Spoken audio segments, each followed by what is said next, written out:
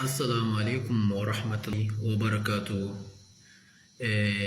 ‘Yan ƙasa ta Nijar ina makowa fatan alkhairi kuma ina kira gare ku da ku tsaya mu gaya ma junanmu gaskiya. Don Allah don annabi duk wanda ya ga bidiyon nan nawa ya yi min fartashi in shi. Don Allah don annabi ina son isar da wani saƙo ne. Ina son yi magana ne akan ƙungiya wadda an ka kafa a Nijar, tunda mu ma muna matsayinmu na 'yan Nijar ya kamata mu hito mu magana, tunda mu ma 'yan Nijar ne 'yan ƙasa ne cikakki. Ba wata magana ta nake son yi ba, mu gaya mu junanmu gaskiya. Allah bai san ƙarya, hirar ƙabilanci duk a cire ta.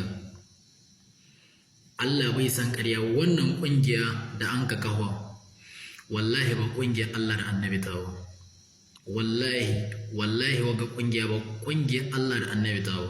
Kuma mu ba mu daidai da waga ƙungiya ba. Idan ana son mu yarda da ita, inda za ku iya ka gane cewa wannan ƙungiya bai kamata a ce an kafa ta akan hakan gaba. Me yasa muna da ƙabilu kala-kala cikin Nijar? ƙabila nawa gare mu?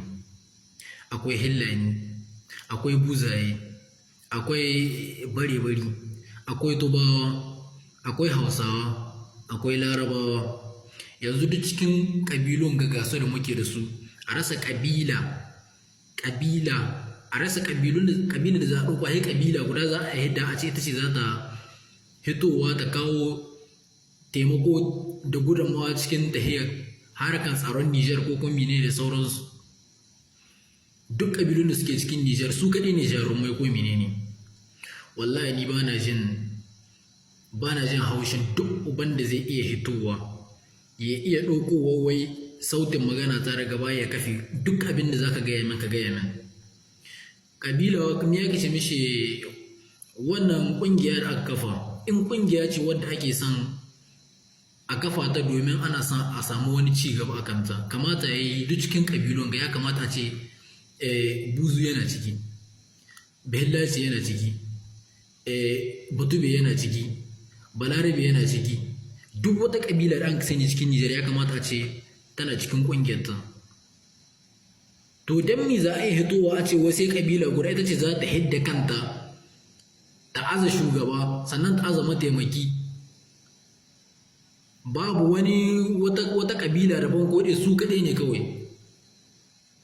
Abin tunawa mutane yau misali idan aka ce yau kowace ƙabila akwai ta cikin ƙungiyar gada ake sayyanta, har ƙungiyar ga za a taya cikin duhu ne, ko da ana yin wani abu da bai dace mutane ba za a iya a gane ba, saboda duka ƙabila guda ce kuma kanunsu haɗe suke. Ya za a yi a gane cewa in ana wata bitar kulli? Amma in ya zama to cewa ko ina akwai wata ƙabila cikinsu, wallahi dole sai an samu, in akwai wani abu da ke faruwa sai an samu wanda zai iya hitowa ya gaya ma gwamnati ta san cikin irin yadda ake. Amma ɗauko ƙabila guda an aza bai dace ba. Lalle ni ka ganin nan ga tsakanina da Allah, tsakanina da wanda ya busa min dare, duka a duniya ni a cikin Nijar sai in ce maka babu wata ƙabila wadda gata na shaƙo da ita, na zauna da su kuma har yanzu nake tare da su kuma na girma tare da su, suka yi goyona suka yi renona. Wallahi kamar ƙabilar Buzaye su ne suka yi goyona kuma har yanzu ni ba ni da ƴan uwa banci da Hausawa, ba ni da ƴan uwa da sun ka wuce sun ka himin su. Amma menene waɗannan jajayen Buzaye da kowa ya sani a cikin Nijar, wallahi yawancin lobar menene da sauransu da yawancin su ake samu suna yi.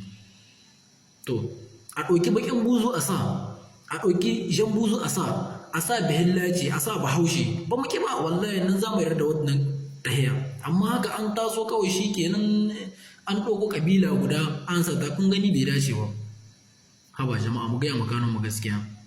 Allah bai san kare, wallahi wannan abin bai ba. Sai NSP ya kamata su tashi tsaye. Mu wanga abu da an kai bai mana ba. Idan ana son ƙungiyar gama yarda da ita, a biɗo kowace irin ƙabila a sa ta ciki. Ina gaida kowa da kowa, ku min sharing bidiyon nan don Allah na annabi.